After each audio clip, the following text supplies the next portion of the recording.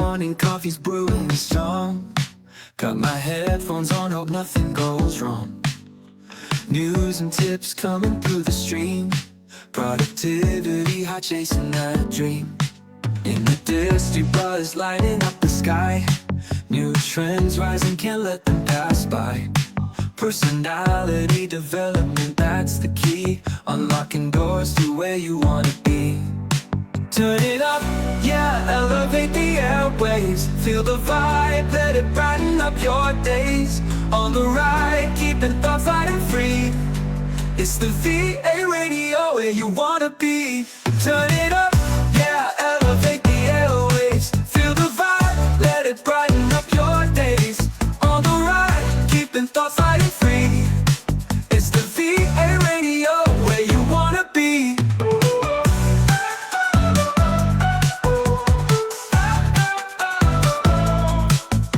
Midday slump, don't let it creep.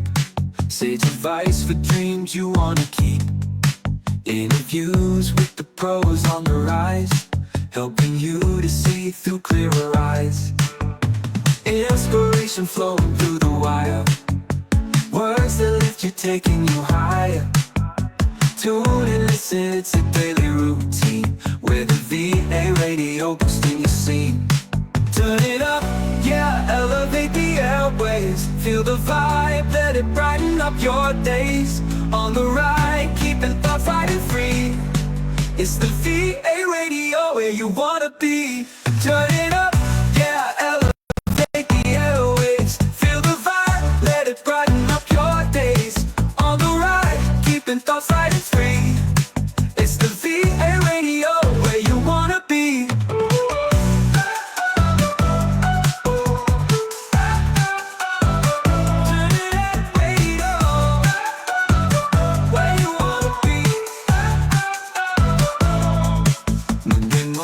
Coffee's brewing strong.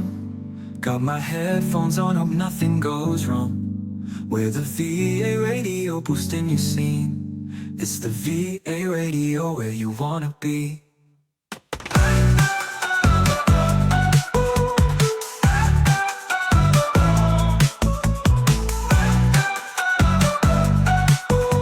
VA radio where you wanna be. Welcome to the VA Matchmaker, your go-to show for everything virtual assistant and recruitment. If you're a VA looking to stand out or a recruiter on the hunt for top talent, you're in the right place. Let's match you with your perfect opportunity. Only here on the VA Radio. And now, please welcome our host. Hey everyone! Welcome to our first episode of the VA Matchmaker here on the VA Radio. So if you are an aspiring virtual assistant, this is for you. So today, we're diving into the ultimate step-by-step guide to landing your dream VA job. Now, just, message ka lang dyan, comment kung meron kang pa-shout out, feel free. Just follow, like, and subscribe the VA Radio page. And also, you can reach out to my Facebook account. That's HR Nicole DHEE. Yan po yung Facebook account ko. Or message me on WhatsApp. That's 63966-592-6478. Now, maybe you've been applying for VA jobs, but you're not getting any responses. So naku, ang dami nitong nababasa kong ganito, lalo na sa mga Facebook groups, VA Facebook groups. May mga post ako nababasa doon na sabi nung isa, halos 100 na yata ang application. Yung na-submit ko, yung na-send ko, yung mga emails na na-send ko, pero wala pa rin. Ano bang mali? 'Di ba? So, worry no more. The VA Matchmaker is here. So ito na yung segment na sasagot dyan sa tanong mo na yan. So again, today we will cover everything starting from preparing your skills, of course, and crafting the perfect application. So, tatanungin mo ako, Coach Nicole, ano nga ba yung kailangan kong gawin para makapasa? O para at least mapansin man lang ako as an applicant? 'Di ba? So, I will be presenting my slide.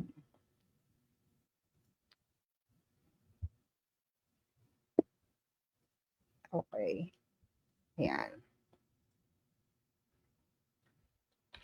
Okay. So,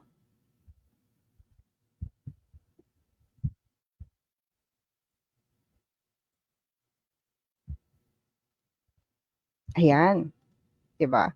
Sabi diyan, you have to prepare your skills and portfolio, 'di ba? You have to prepare your skills and portfolio. So before you dive in into any job application, it's crucial or it's important to build a strong foundation with the right skills and of course a solid portfolio. So a lot of new virtual assistants, they really struggle to land a client because they skip this part, 'di ba?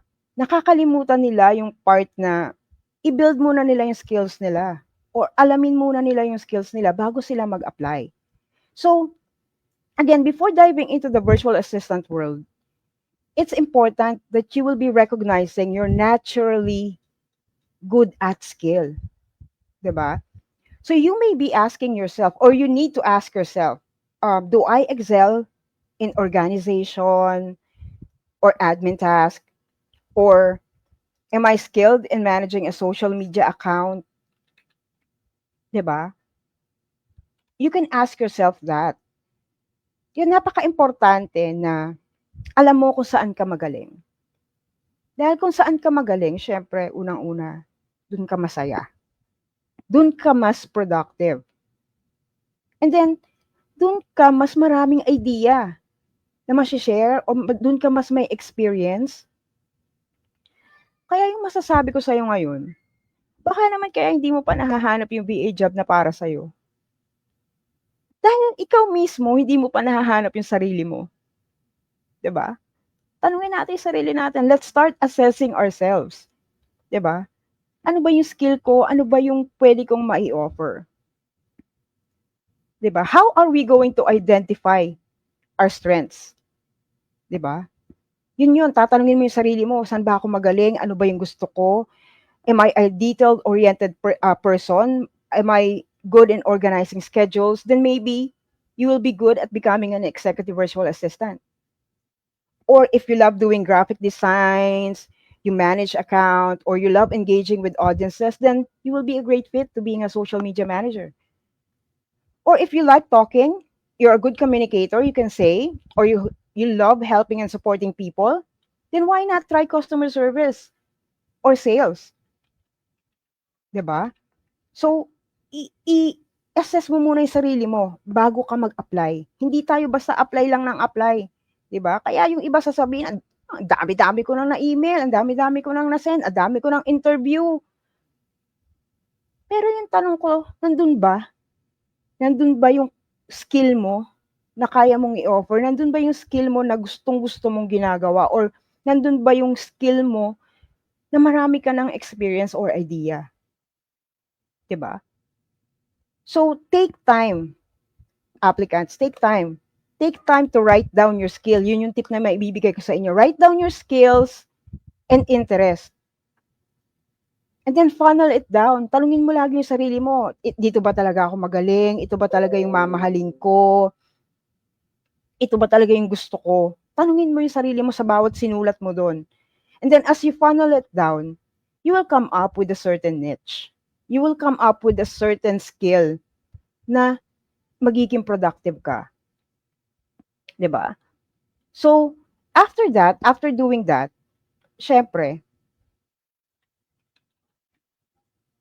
you can also take free or paid courses, 'di ba?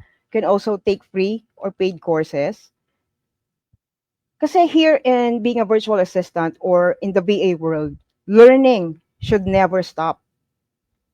'Di ba? Lagi nating sinasabi, bawat minuto may pagbabago diyan sa VA world. Bawat minuto may trend, bagong trend. Especially if you're a social media manager, you handle your clients' TikTok, Instagram, Facebook account. You have to be aware sa mga bagong trends. Hindi pwedeng napag-iiwanan ka kasi yung client mo, may client kasi hindi technical eh. What I mean is, may client na ibibigay talaga sa'yo lahat. ikaw ang bahala. You manage everything for them. So, hindi sila magsasabi sa'yo na, hey, may bago palang trending sa TikTok for today, ba't wala tayong ganun, ba't hindi natin magawa? So, it is your responsibility and duty as the virtual assistant of that client to be the one na knowledgeable. Diba? Kasi skilled ka dun sa niche na yun Ikaw dapat yung nag-e-effort. Diba? So, again, ang dami ng resources, guys. YouTube, Google, napakadami na. Sa TikTok, may mga nagbibigay din ng tips and idea. So, you have to make sure you use your resources online and it will actually help you develop your skills and it can make you stay competitive sa industriya na to. So, kung may tanong ka, may na-experience ka, or merong gumugulo dyan sa isip mo, message mo lang yan. Again, make sure to follow, the VA radio page natin. And of course, follow my social media page. Again, HR Nicole D, I'm sorry, DHEE, that's the spelling. So you can message me anytime. I also do offer, by the way, free courses. And I also have paid courses, which is yung meron na siyang practice exercise, hands-on. Titingnan ko talagang magagawa mo. And then, meron siyang coaching after the session. Meron siyang feedback. And meron din siyang certificate. Okay? Per hour siya, very, very affordable. Yan. So ngayon, Coach Nicole, alam ko na yung skill ko. Nakapag-research na ako. Nag-online course na ako. Pumasok ako, nagbayad ako. Diba? What do I need to do next? That's the question. What do I need to do next? Siyempre, sabi dyan, build a simple but impactful portfolio. Diba? Siguro sasabihin ng iba sa akin, tanong to alam ko. Coach Nicole, wala nga akong experience pagiging VA. Ang kulit mo. So, paano ako gagawa niyang portfolio na sinasabi mo? Anong ilalagay ko dyan? Papahiya lang ako dyan. Diba? Anong nakalagay dyan sa slide natin? Even if you don't have the actual work experience yet. Diba? Wala ka pa. Oo, naintindihan ko, wala pa. Pero ang sabi dyan, you can still create sample projects to showcase your skills. Bakit? Bakit ko ba kailangan ng portfolio? May resume na ako, okay na yan. Pahirapan mo pa ako Diba? But then again, your portfolio is your way of proving to clients that you can do the job. Oo, nandun sa resume mo nakasulat, skilled ganito, skilled ganyan. Pero yung portfolio kasi, iba yung impact niyan Okay? So, paano tayo gagawa ng impactful portfolio? Simple lang. Let's not make it complicated, ika nga. Mahirap yung complicated Kailangan simple lang tayo. So, kung natanong mo yung sarili mo kanina during our first conversation about, assessing yourself, asking yourselves, saan ba ako magaling? So, nasagot mo lahat yung tanong mo at nag-end up ka, magaling pala ako being an admin or executive VA. Kasi, magaling akong mag-handle ng mga accounts, ng mga emails, ng ganyan. So, anong pwede mong ilagay sa portfolio mo? Wala kang experience. Wala ka pang naging client before. Nakalagay dyan, you can create a mock email management system. When you say mock, it means trial, test, or practice. In Tagalog, kunwari. Diba? You can create your email management system. Or, you can show a client in a Google Sheet, you can create a tracker. Diba? Pwede mong gawin yun. Kasi nga, when you assess yourself, sinabi mo, nung tinanong mo saan ako magaling, dyan lumabas yung mga sagot mo, diba? Magaling kang maging admin. Next, nung tinanong mo yung sarili mo, nung inassess mo yung sarili mo, lumabas, magaling ka in designing or doing graphic designs, creating or writing compelling captions for a business probably, then nandun ka sa social media manager. So, being a social media manager kahit wala ka pang naging previous client before, diba?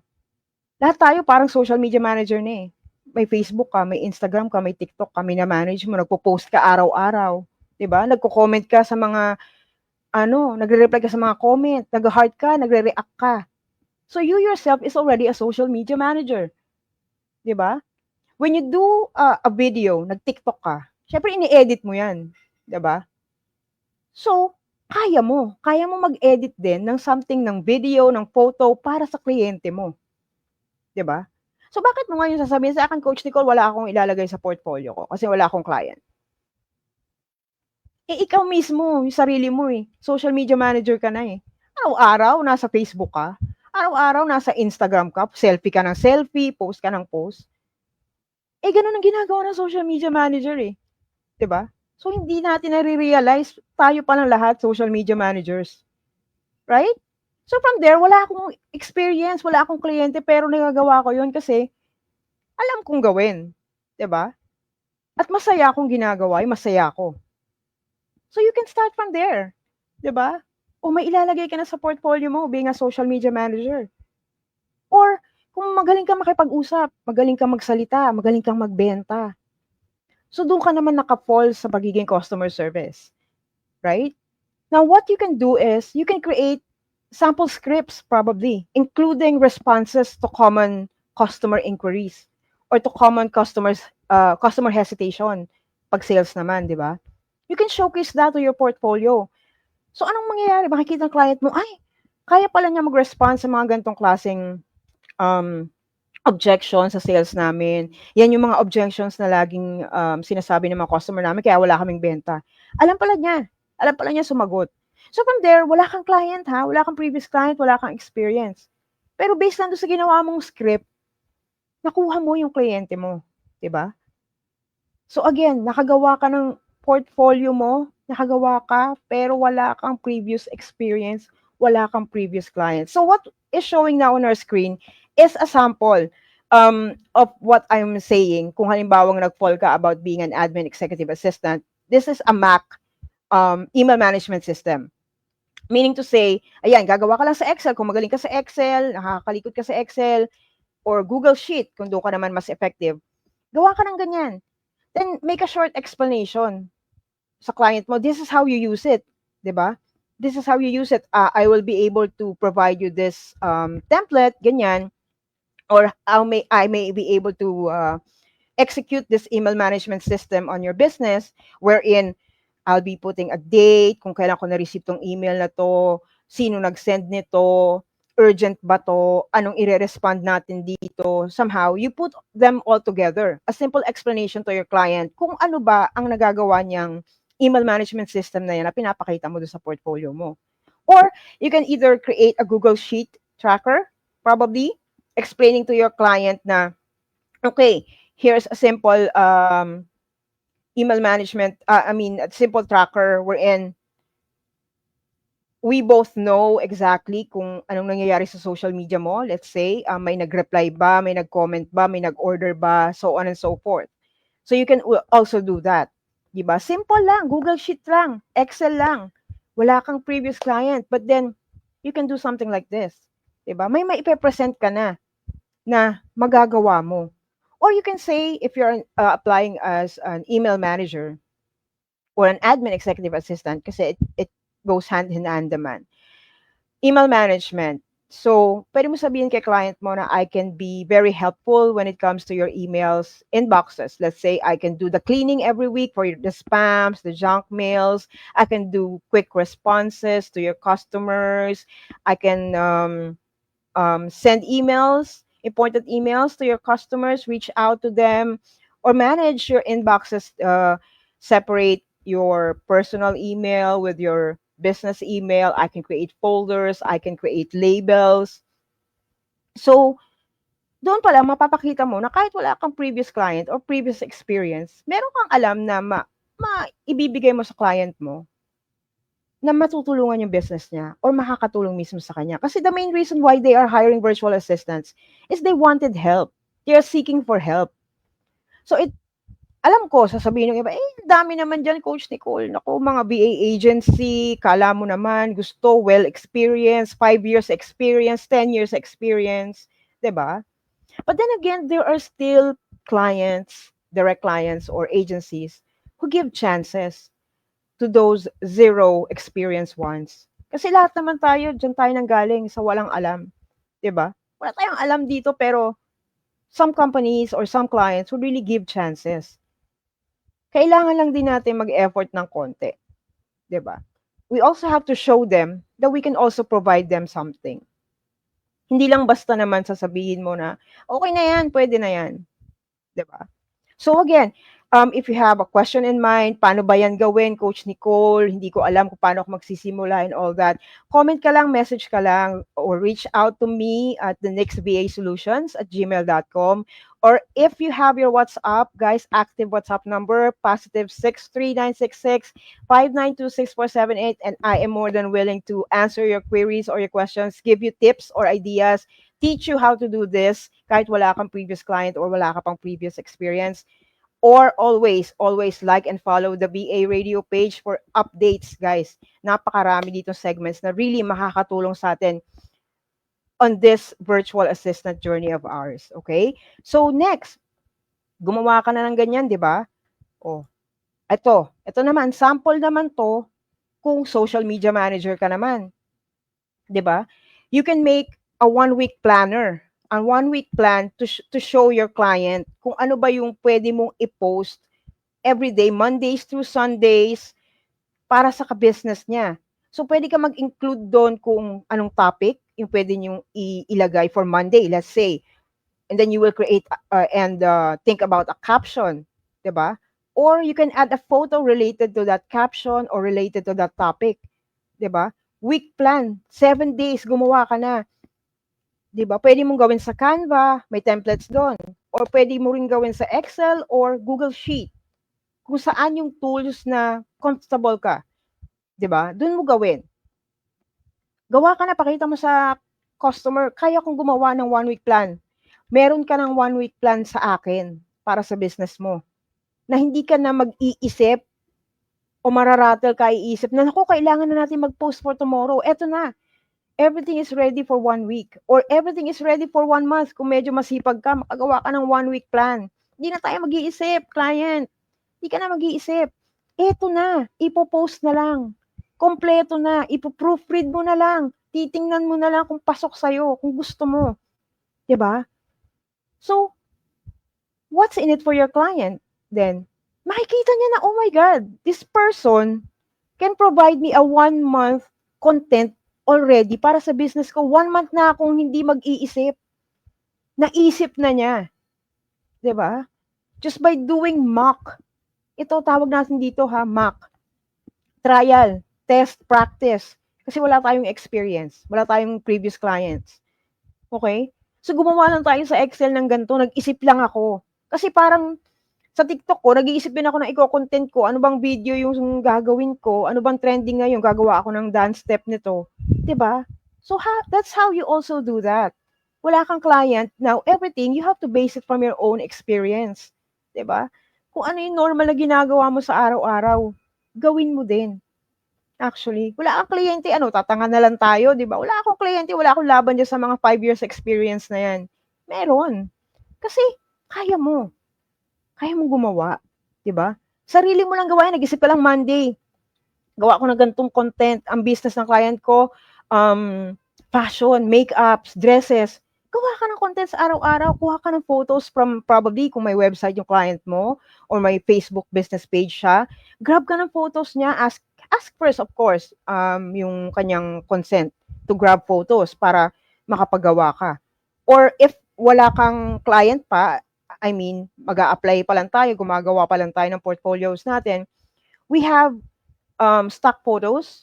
I can also share those to you guys. If you will be interested, just, message me. May stock photos, may makukuha ka ng photos related to that business. Yung ina-eye mong client na may business about fashion, about makeup. May makukuhanan ka ng mga stock photos. 'Di ba? So you can present a 1-week plan or a 1-month plan. Depende sa'yo kung masipag kang gumawa. 'Di ba?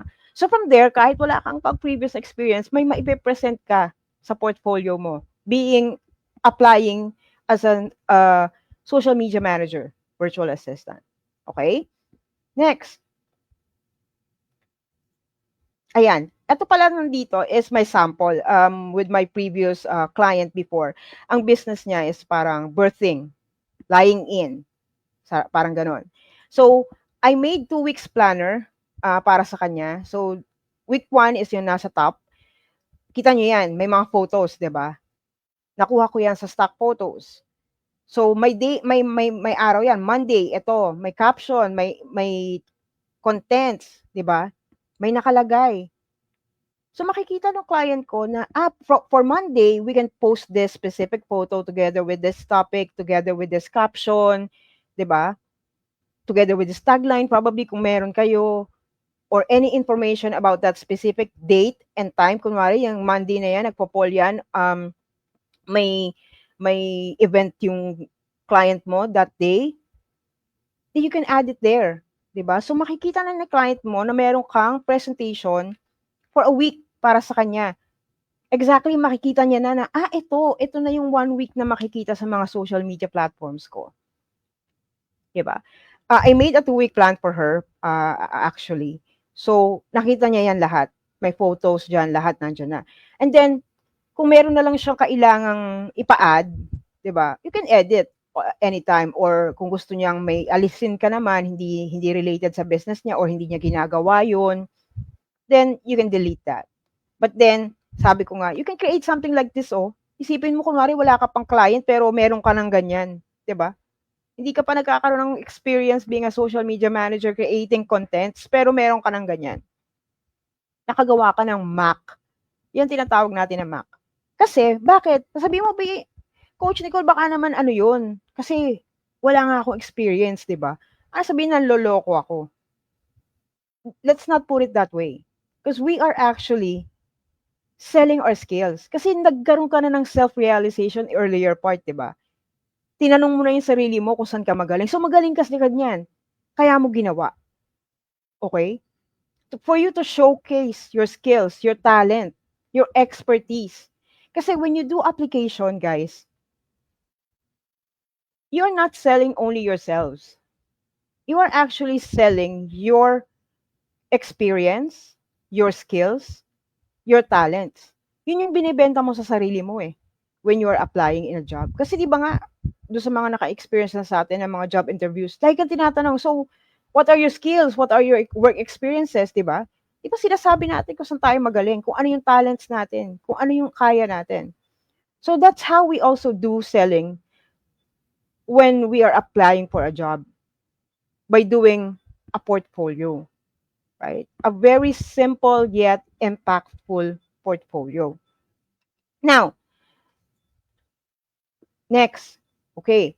So, you will tell me, okay, Coach Nicole, okay na. I have the skill. Nakagawa na ako ng portfolio ko. I attended free classes. I even attended paid courses online. What's next for me? So this is the time that you have to create your standout virtual assistant resume. Okay? Remember the word there, stand out. Okay? So, paano ba yan, Coach Nicole? Paano ba ako makakagawa ng standout virtual assistant resume? So, if you are a virtual assistant applying for a virtual assistant role, definitely your resume and, of course, your cover letter should highlight your skills, your experience, and ability to help your clients. So, how are you going to do that? It shows there on our slide, you should have a strong summary in your resume. Meaning to say, you only should be putting there a short, clear, and powerful summary. So in just 2 to 3 sentences, highlighting your top skills and what you can offer. You don't have to put everything from the really, really past experiences that you have.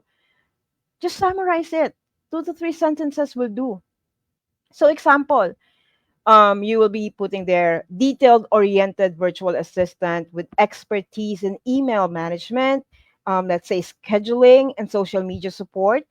I'm also skilled in tools like Trello, Slack, and Google Workspace to keep your businesses organized and efficient.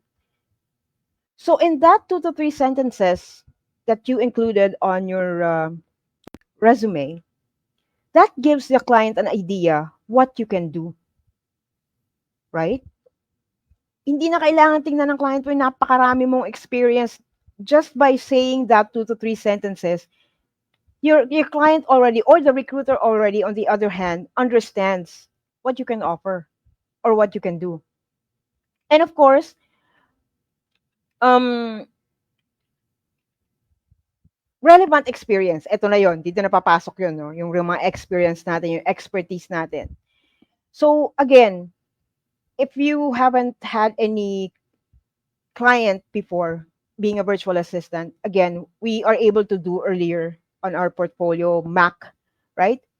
Mac email management calendars, email management system, social media management calendars, right? A simple script probably for a sales virtual assistant or a customer service virtual assistant. You can put that on your resume as well. Like customer service and communication, right? For your relevant experience, or scheduling and admin assistant, or data entry and organization, you can put that. So, meron ka mailalagay sa work experience mo or related experience. You can say it related experience, not work experience. Probably you can say related experience on that field. Para alam din naman ng recruiter or nung client mo o nung business na ina-applyan mo na you have a related experience kahit wala kang work experience totally about that specific niche. Meron kang related experience, right? So, again, ito yung iba nagpo-focus, akala nila, no? Sabihin nila, nakalagay doon sa resume nila, team leader, di ba? Quality analyst, di ba? Customer service manager, di ba? Ang ganda ng mga title. Pero nevertheless, lalo sa akin ha, honestly, I also do end-to-end recruitment, by the way. I also do job hunting, doing initial interview and all that. Job titles are not necessary for me, actually. What I actually look into are the skills, right? The skills, the work ethics, especially skills, work ethics related dun sa niche na hinahanap ng client ko, right? So, again, yung job title mo, walang bearing somehow, right?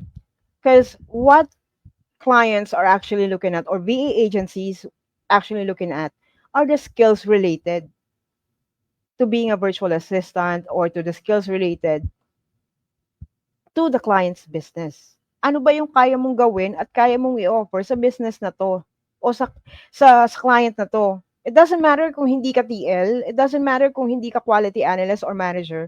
So long as you can offer or you can do the job na hinahanap ng kliyente namin, then pasok ka. Diba? Lastly to that, it says there, tools and software. Right? Tools and software. So, again, kung may mga na-experience ka na upon or during your application, ang dami mo na na-applyan, mayroon kang agency na parang tingin mo na scam ka or whatnot, comment mo lang, message mo lang dyan. We will answer that or we will provide you tips. And of course, you can always reach out to me on my Facebook page. That's HR Nicole, DHEE. Yan po yung Facebook profile ko. And then, of course, always follow and like the VA Radio dahil nandito lahat yung updates, nandito lahat yung segments about freelancing, about being a virtual assistant. So don't hesitate to follow. And of course, wag mahiya if you have shout outs there, just put it on the comment section and we'll make sure to attend and recognize you. Okay? So again, yon. So lastly are tools and softwares. Okay? So normally, sasabihin natin, Coach Nicole, yung ibang client kasi dun sa requirements nila when they are hiring, nakasulat doon experience in this software, well knowledgeable in this software. Wala nga po akong experience. So, paano po ako maglalagay dyan ng tools? Again, being a virtual assistant, never-ending learning. Naririnig mo na yung software na yan, naririnig mo yung tools na yan, nababasa mo sa iba. Why not do a research? Diba? Mag-research ka. YouTube, TikTok, Google, ang dami na. Diba? And also, some individuals, they offer pre-courses to that specific tools. So kahit basic lang yung alam mo dyan sa tool na yan, so long as may alam ka, 'di ba? Magagamit mo yan. You can put that sa tools na alam mo, 'di ba? So mga CRM clients, they offer training. Kasi yung mga CRM naman na yan, business ano yan eh, business connected yan. Somehow there might be a YouTube kung paano siya gamitin and all that. But then most of the clients in the US, they offer training naman. So you don't have to worry. But then again, you have to make sure at least 1 to 2 tools, basic lalo na in being a virtual assistant, you give time to research, you give time to know and learn this tool. Kasi again, application or applying in a certain job position, parang relationship yan. It takes two to tango. Hindi lang pwedeng yung client mo lang maghanap sa'yo, magtanong sa'yo. You also have to make sure that you have something to give out. Give and take. 'Di ba? Mag-aral ka din. Do not just rely on client's training. Nakita mo, ay may nakalagay naman. Pre-training, don't worry daw, 2 weeks pre-training. 'Di ba? Doon na lang ang mag-aaral. No. You have to make sure that may dala ka na, 'di ba? May dala ka na pag in-interview ka ng client mo or nung recruiter nung business ng client mo. Make sure at least 1 to 2 tools may masasabi ka na alam mong gamitin, 'di ba? So that these people, the interviewer, the recruiters, the client know that you have something in you that they can use or something in you that is useful for their business, right? And that will make you stand out. That will give you extra points against the rest of the applicants, whether they have, you know, experiences on those tools, years of experience on those tools. Sabi ko nga sa inyo, if you are able to watch the previous segment with Miss Marie, the host, sinabi ko doon na the very first direct client that I had being a virtual assistant is a podcaster in the US. So, SEO and marketing yung position ko sa kanya. So, ano ba yung ginawa ko para ma-land o makuha ko yung position na yon? Kahit basic SEO lang yung alam ko. That is the reason because yung sinabi ko during my client interview, during the final interview with the client is kung ano yung alam ko. 'Di ba? Yun lang yung ino-open ko lagi. This is what I know. I can do this. I know this. I practice this. Yung mga ganun. Kasi, when your client hears you speaking everything na ito yung mga alam ko, do not mention to your client or interviewer, oh, it's really, we have a tip pala. We really have to be honest during the interview if we know something about this tool. Kasi minsan nagtatanong sila, are you knowledgeable in Ring Central, for instance? And then, totally zero, hindi mo na pag-aralan or hindi mo na research. You can honestly say that as of now, or I don't have any experience yet to that specific tool that your business is using, but then I'm willing to be trained. I'm willing to make researches. I'm willing to practice. Always sandwich your approach, your answers. That's the sandwich approach, I may say.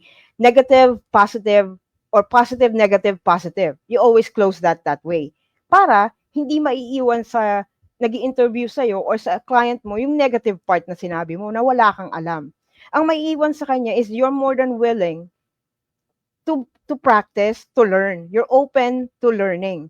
Yun yung maiiwan sa kanya, which is you are trainable, coachable. Right? Hindi niya na maaalala na hindi mo alam. Okay? Make and use the sandwich approach. Positive, negative, positive. Okay? You start positive, you put na hindi ka masyado pang experience, and then you end it with the positive positive wordings as well. All right? Make sure. That's another tip. Now, so nasabi mo yon. So, learn, study, self-study, as always, napakarami na po. Use our resources wisely. Okay? Now, balikan natin yung resume. 'Di ba? Nakagawa ka na niyan, meron ka na niyan. Hindi lang yan. Siyempre, bigyan mo naman ng konting effort din. So, I mean, di ba nga, let's say, let's put it this way. Sample, manliligaw tayo. Lalaki, manliligaw tayo. Normal na sa lalaki yung sinasabing best foot forward, right? Or everyone, sa ating lahat, we also do that. We put our best foot forward. Hindi natin minimension yung mga red flags sa atin. Di ba? Always the best lang. Green flags lang. Di ba? So, eto, I have a story kasi nga, di ba, sabi ko sa inyo, I'm doing also end-to-end recruitment. So, when I started to post a certain job hiring, I'm starting to receive, email applications. May mga resumes, may mga cover letter, may mga voice pa nga and videos, di ba? So, one time, meron ako na-receive. Medyo na-curious ako in a way na walang subject yung email niya. So, I opened the email, and then there is an attachment, a Word document. So, I have nothing against applicants who are, doing their resumes na naka-Word document lang. That's totally fine. It doesn't matter. So long as may effort doon. So, na-curious ako, I opened the Word document. Ano yung bumungad sa akin?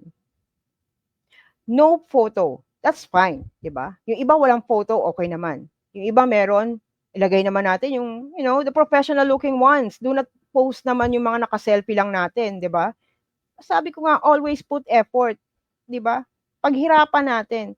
So when I opened the Word document, there's no photo of the applicant.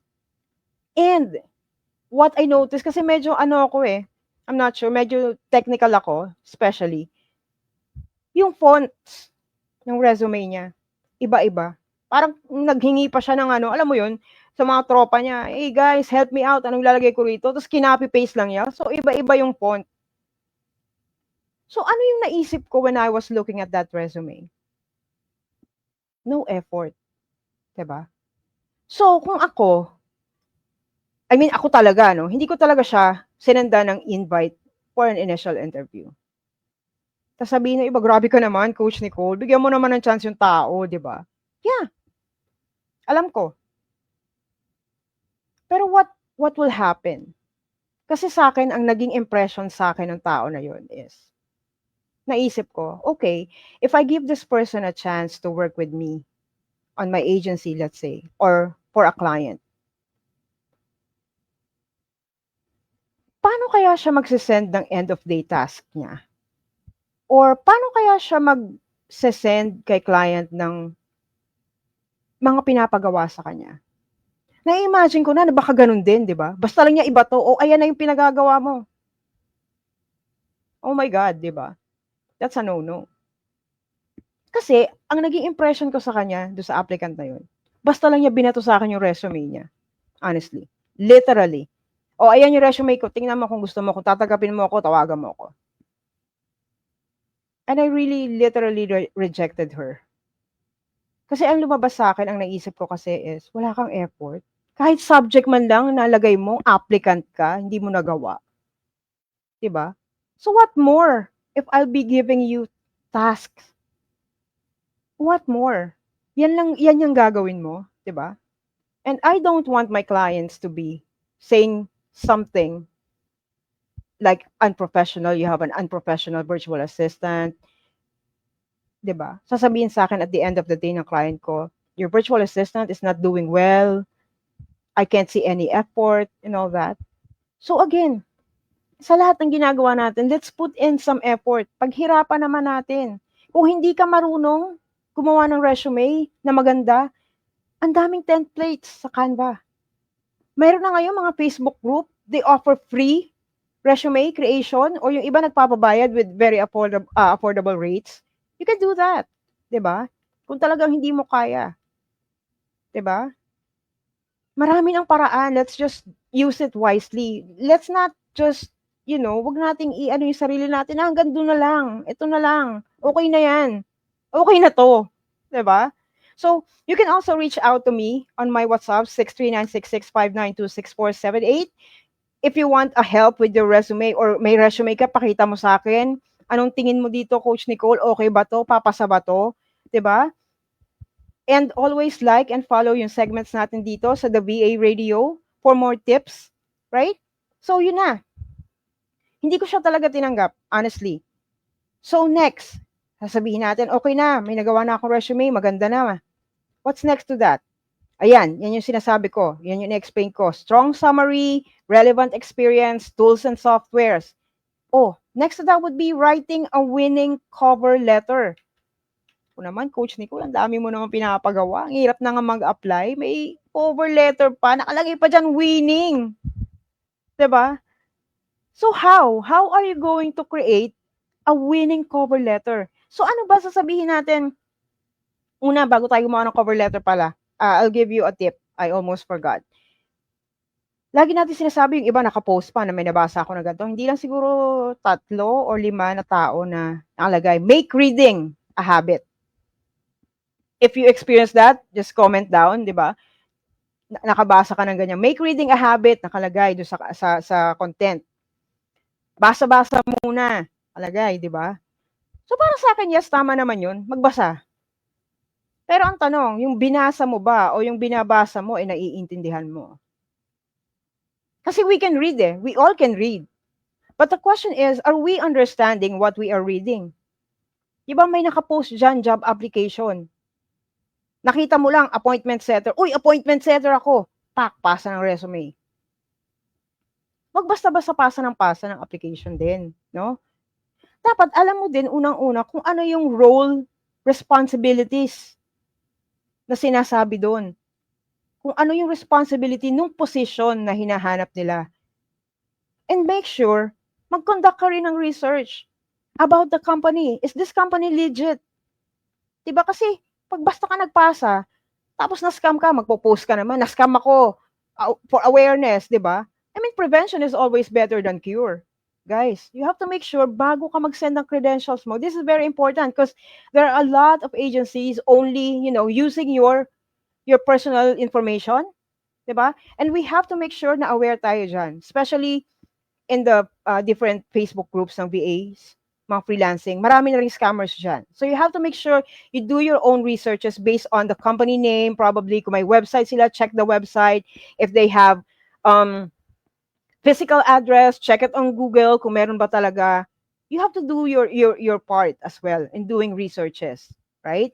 And then read and understand. Read for comprehension, guys. Kung anong ibig sabihin ng post, kung anong role ang hinahanap ng post na yon, kung anong mga requirements. Pasok ba sa'yo lahat yon? Ikaw ba yon? Ikaw ba yung hinahanap nila? 'Di ba? So, kung na-experience mo na ring ma-scam, just message down, 'di ba? Comment, share mo 'yan, 'di ba? Share mo, na-scam na ako dito, yung agency na to, for at least awareness din for some of our newly aspiring applicants for VA. So, 'yon. And so let's say kunwari nga, 'di ba? Pasok ka na, feeling mo nabasa mo tong open na to, job hiring na to. Uy, pasok na pasok ako dito. Ako na to, 'di ba? This is it. Finally, this is it. So anong gagawin ko? Papasa ko lang yung resume ko. Maghihintay na lang ako na tawagan ako. Or probably mag-reply sa email. No. Sabi ko nga, you have to make sure everything, you show effort. Okay? You compose an email, right? You send that to sender, check the email address ng pagsesendan mo, make sure it's correct, right? Subject, of course, kung ano yung hinahanap nila, probably if they're looking for appointment setter, lagay mo appointment setter applicant, you can put your last name, your first name, 'di ba? Para medyo effort talaga, 'di ba?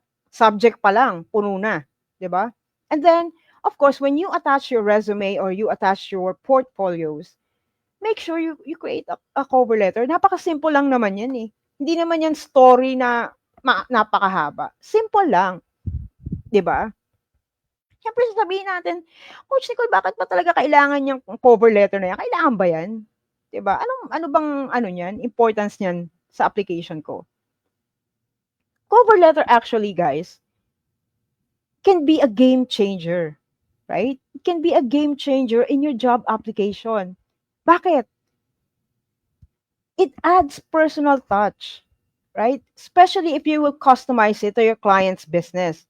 Like, for example, if your client's business is about, let's say, beauty products, let's say, when you say something about your business, you connect with them. You showcase with them na you are very enthusiastic to know na alam mo yung business nila, 'di ba? Like you may say, I saw your Facebook post that you are looking for an appointment setter for your beauty products business. Something like that. Diba? Nandun yung beauty products business. Personalize yun. So may personal touch ka. And then you have also to highlight on your cover letter how you will be able to contribute. How are you able to solve your client's problem? So, Coach Nico, nasa resume ko na yan. Yung skills ko, nakalagay na yan dyan lahat. Ba't ilalagay ko pa dyan? Kasi, oo, nandun yun sa resume mo. Nakalista. Nakabulet. Pero sa cover letter mo, it adds explanation. Diba? It adds explanation kung bakit yung experience na yun nagpipit dun sa kailangan ng client mo. Right? And again, as always, show extra effort. Mas na-appreciate ng recruiter or ng client yung customized cover letter. Again, when you say customize, personalize mo based on your client's business. Kung na-research mo siya, ito yung business niya, i-base mo doon yung laman ng cover letter mo. Wag lang yung, Dear Hiring Manager, I saw your Facebook page hiring for appointment setter. I am more than willing to apply. Tapos, wag naman. Let's put some personal touch. Kasi mas ma-realize ng recruiter or ng client mo na ni-research mo kami. Ibig sabihin, interested ka. Diba? Compared to other applicants. So, if you don't have any cover letter for your application, you will miss out. You will just be blending with the rest of the applicants. Nandun ka lang sa general applicants. And you're missing the chance to stand out. Right? So, literally, yung iba, just like me, just like what I did to that person na nag-send ng email sa akin for application na walang subject, walang cover letter, yung resume niya, ganun lang, iba-iba pa yung font, I entirely skip her application. Right? See the difference? Dun sa may effort at sa walang effort.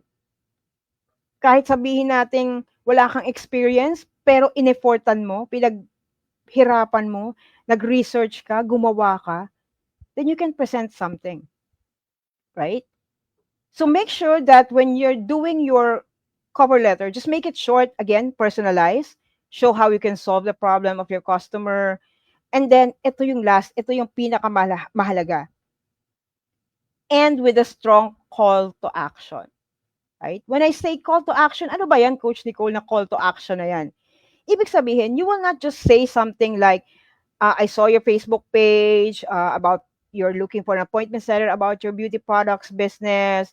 My skills and experiences will be great fit for your business. Tapos na. No. Again, sabi ko nga, applying is a two-way, right? It's a two-way. You apply, and then your clients would need to reach out to you. So how would you do that? How will you make your clients or the recruiters reach out to you?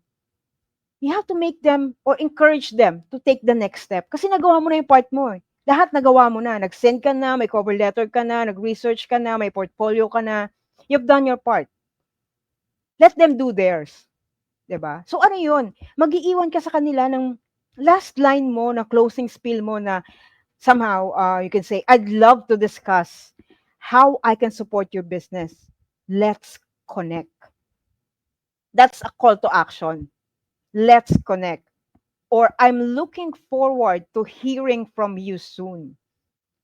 Yun yung call to action.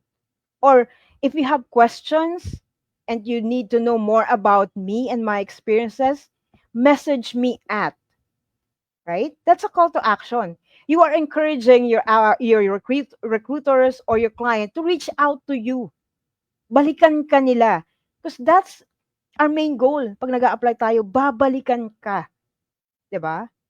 Babalikan ka ng kliyente mo. Gusto mo makareceive ka ng email na, we've got your application. And it's good news, you fit in. 'Di ba? Yun yung iniintay natin eh. So, bakit hindi tayo naka-receive ng ganun? Kasi nga, when we send out application, walang call to action. So, wala lang. walang initiative yung recruiter. Ay, okay, fine, that's it. But then again, at the end of your cover letter, kung may mababasa na ganun yung recruiter mo, myself, kung may mabasa ako na, reach out to me. Oh, definitely, I will reach out. Diba? And make sure naman, guys, if you put there your phone numbers, if you put there your email addresses, make sure they are active. And dami kong na ini-interview, nakalagay doon WhatsApp number, may number. I-message you sa WhatsApp, anong sasabihin sa akin ng WhatsApp? Cannot be found. Ibig sabihin, wala siyang WhatsApp. Email, bumabalik, mailer daemon. Mali yung email address. Make sure naman, guys, when you put something out there, it's active. Ginagamit mo, chine-check mo, ino-open mo. Diba? What's the point of sending out applications and using all those information of yours kung hindi ka naman mababalikan doon? Diba? So you also have to check that. Baka kaya rin wala kang nare-receive kasi mali-mali yung nakalagay doon. Or maglalagay ka ng, humihingi ng WhatsApp yung recruiter, nagbigay ka, binigay mo lang yung cellphone number mo, hindi po yun mag-work, guys. If it says WhatsApp number, you should have a WhatsApp application. If it says Viber number, you should have a Viber application. If it's a Skype, a Slack, you should have it. Hindi lang po yung basta sinabi na, can I have your Viber number? Bibigay mo lang yung simple SIM number mo. Akala mo okay na yun. No. You should have a Viber app para ma-receive mo yung message nila. Pag nag-message sila sa'yo sa Viber, and the rest of the apps go along with it. WhatsApp, Slack, diba? Teams, whatever. You should have your accounts. Diba? They are free naman. You can always sign up. Okay? And always check those out. And then, of course, lastly, before we close, ayan na. So from preparation to application, the question is, are you ready to land your dream VA role? So as you take the next step,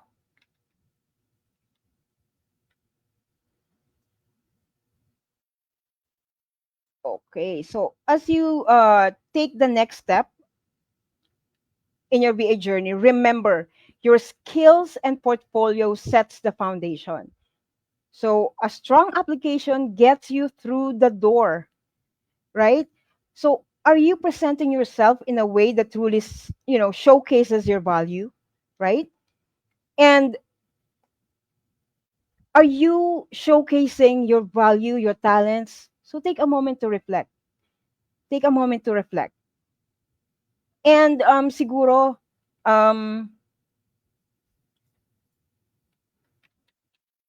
iiwan ko sa inyo is yung tanong na to.